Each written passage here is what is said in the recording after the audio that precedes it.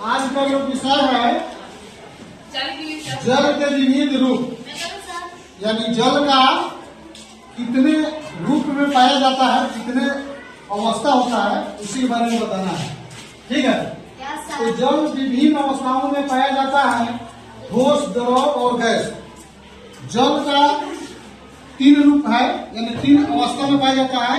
एक में होगा ठोस, दो में तीसरा गैस। जल का कितने रूप हो गया? 3 रूप। इतना तक सबको समझ में आ गया?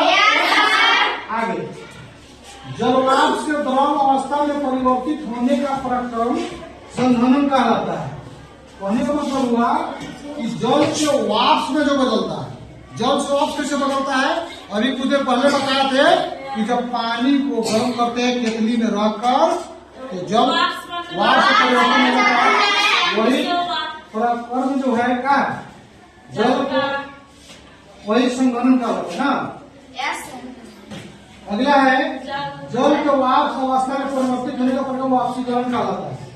अगला है तापन और शीतल करने पर जल अपनी अवस्था को बदल देता है। देखिए, जल को अगर गर्म करेंगे फिर भी अपना अवस्था बदल देगा। जल को फ्रीजर में रखकर उसको ठंडा करेंगे फिर भी अपना अवस्था बदल देगा।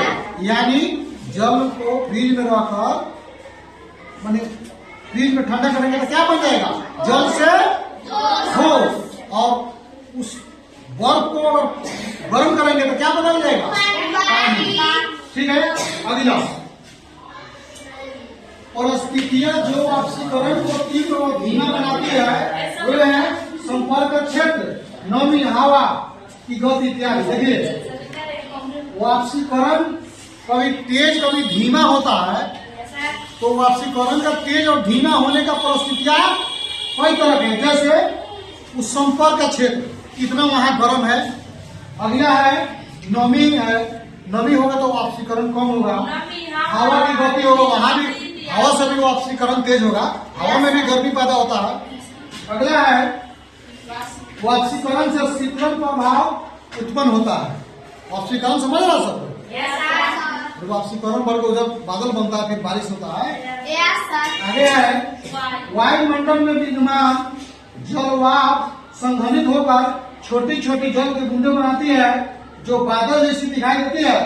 बहुत सी छोटी जल की बूंदे परस्पर मिलकर वर्षा, हिम अथवा गोले के रूप में गिरती है। देखिए, जब जल का जलवाष्प होगा तो जलवाष्प जो ऊपर से गिरेगा तो बारिश के रूप में गिरेगा, हिम के रूप में गिरेगा और कभी कभी ओला गिरता है।